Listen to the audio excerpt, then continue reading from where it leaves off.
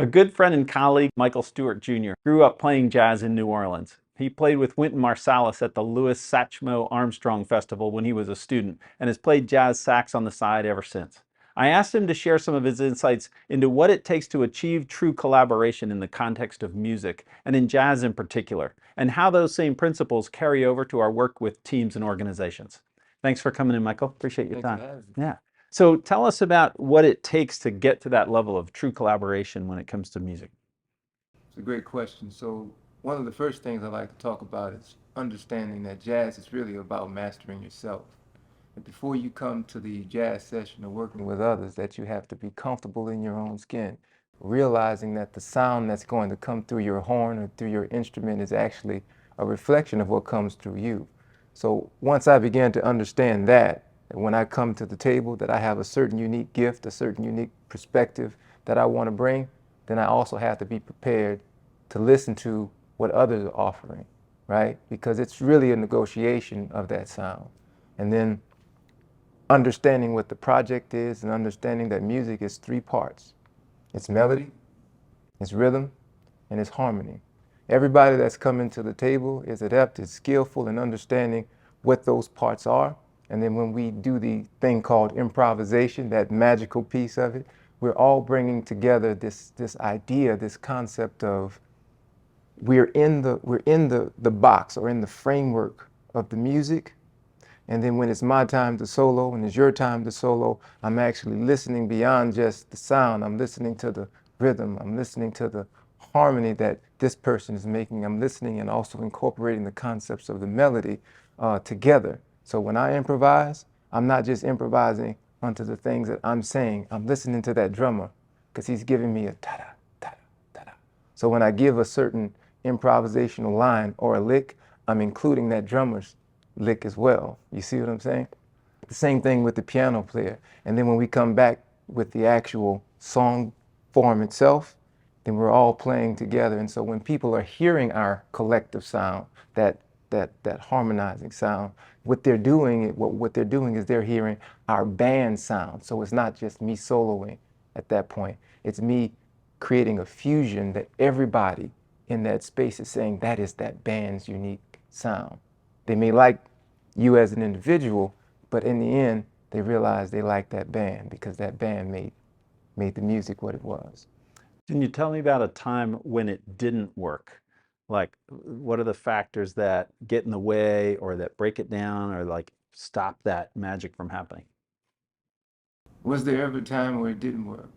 Yeah, I can think about when I first started in college. We started this band, right? And I was coming from playing with individuals that were coming from Africa. I had a guy who came from Arizona. The African brothers, they were playing this Afro rhythm, which I had never been accustomed to. And the drummer was coming from Arizona, but he had a very Latin vibe, and that was kind of new to me as well. And of course, I was coming from New Orleans with my sound. And when we first sat at the table, in jazz in a jam session, it was like I was trying to get that rhythm. They were trying to get my rhythm, trying to feel my vibe. And one of the first things I realized was that the reason why it wasn't working for us, and we had to talk about this, was we were trying to demonstrate our unique sound without listening to the other sounds that were trying to blend in there. So once we took a step back, Fakayo, who was the leader at the time, he was the bass player. He introduced us to what Afro was all about. And when I understood, okay, that was what the concept was, and Tito, who was the drummer, who was he was the drummer, he helped me to understand what the Latin kind of vibe was, and he helped me to hear some of what he was trying to do. And then I introduced them to my sound, kind of the New Orleans kind of rhythm, the big four sound, ta ta ta, that kind of thing. And they began to see, okay, this is what we'll need to do. We'll start creating our own music, but we first have to understand what the bass is. And so we agreed that the bass would be Afro, and then we included the Latino rhythm to that bass. And then I created a melodic, because I was a sax player, am a sax player. I created a melodic rhythm that was in sync with the Afro and the Latin vibe. once we began to understand and hear each other, because music as well as collaboration, it's all about listening, right? And listening is active. Once you start to be sensitive to what everybody's trying to do, what everybody's attempting to say, you're able to negotiate, a sound that you all can appreciate. And then that was when we were able to kind of find our groove together. Now, this might be the same answer to this question, is a time when it really worked, like, a group or a band, and what were the factors that just made it, like, that just sticks out in your mind as one of the greatest times? So we were playing at a club up there in Silver Spring. It's no longer there. It was a coffee spot, by day, and a nightclub by night called Mayorkas. And one of the things I began to realize is that music wasn't just about that band. Music was about the people listening. It was also about the audience. And you could feel their vibe, and they're feeling our vibe, and they're pushing us along. And so one evening, we thought it was going to be a regular set, and we were going to do kind of our, 7-song set and then, cut out. But then something unique and something strange happened, and that I wasn't necessarily expecting. The audience was pushing us to go further, to go deeper down. So, my 12-bar improvisational thing, I thought I was done, but then the audience was like, go. And I looked at Fakayo and Tito, it was like, man, keep going, keep going. And then they were picking up my vibe, I was picking up their vibe, and it was like, it almost became like this outside sound, outside in the sense of, we were pushing the limit to the tunes that we were playing. And that was probably the best experience where I could say it actually worked, because we weren't just vibing with each other, we were feeling what the audience wanted. They were taking our energy, and I was taking, the energy of my band members, and we became this living organism, if that makes any sense to you. Yeah. That's awesome. So how does that carry over to, my mundane working world? I mean, that's all. That sounds so cool and interesting. How does that show up in your day-to-day job? Like when we work with teams and organizations, those same principles carry over, and how do they show up? That's the golden question, right? And again, the key is, one, understanding who you are, mastering your sense of self, understanding what you bring to the table, that you have value, and having that same sense of understanding that everybody else is bringing something unique. So, when you're playing music, you understand that you're playing it within the concept of the song form. When you're collaborating in the workforce, you're sitting at the table and understanding that there's a specific and a unique project that you're trying to bring to fruition. You're generating ideas. And so you come to the table, somebody perhaps is facilitating that. But the first thing I say is, be prepared to listen, and listen actively. You have to be present. Understand what the project's focus is, what the purpose is, and realize that this person is going to come in and have the framework, kind of like to be the project leader. You can always tell in a band who's leading it, because they're driving the tempo. Sometimes it's the drummer or the piano player. In work settings, it'll be the project manager. The project manager will tell you, these are your milestones. These are the things you need to accomplish. You may be the subject matter expert in X area. This other person may be the subject matter expert in understanding how the system or the platform will work.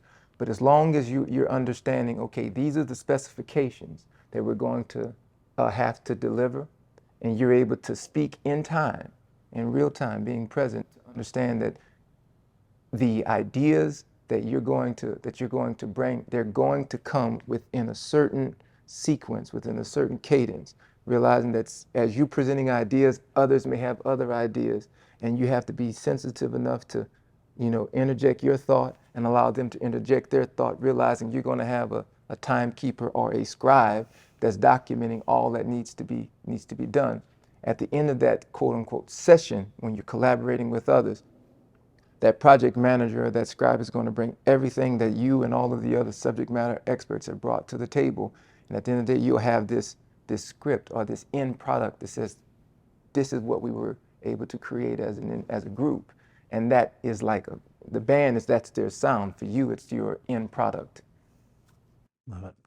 Have you seen it work in your working life, like in teams that you've worked with, an example of how you felt that sense of vibe or sense of collaboration? You know, I work in the federal government, so you don't really have a choice of who your team members are. So you kind of have to, um, kind of, you have to find your way with folks, and you have to have the will to want to work with individuals. From time to time, I see it happening. It's a beautiful thing when it does. I'm actually fortunate to be a part of a smaller team, and a team that is really passionate about the work. They believe in it. They have ideas. They come to the table each and every day with, you know, what they feel is going to help make it a better project, a better program. What I do, so if I can use the example in my work environment, I'm in financial management. You're like, how does financial management tie to, you know, musical collaboration? So I'm the manager of a small program, and I have these 4 subject matter experts. I have somebody who's in tune to the technical piece. I have somebody who's in tune to the operations, the finance piece, and I have 2 individuals who are listening and are engaged with the agency piece. So right now we're building a new platform. We're transitioning to this financial platform that's going to be more customer friendly, engaging with the agencies that we work with. We lean heavily on our technical experts. She's kind of driving the discussion, saying the system will have to do X, Y, and Z. But then I've got my 2 agency liaisons who are chiming in and saying, what, that won't work for this type of agency. Maybe we need to have some type of a customized option that will address this. And then I have my budget analyst person is saying, well, if we're going to change the framework and the model, which is what we're doing now, we have to be sure that we are forward thinking and understanding that when we bring people in, we're asking them the questions about what their volumes are going to be, because those volumes are going to drive whether or not we're able to accept them in. It's a little bit like the audience, playing back and forth with the audience that you were talking about earlier. You got it. You got it. Exactly. So everybody knows their role. Everybody understands their piece. And then, of course, my role is to make sure that we're not just, you know, brainstorming and having these ideas, but we're doing it within time. Because you can talk and talk and talk and talk about these big, great ideas, but at the end of the day, you got to deliver something. You probably got to deliver it within, you know, 4 to 6 months or what have you. So as long as we're able to gather as much of the great concepts that each person is bringing to the table, which we, in my team, we have been able to do.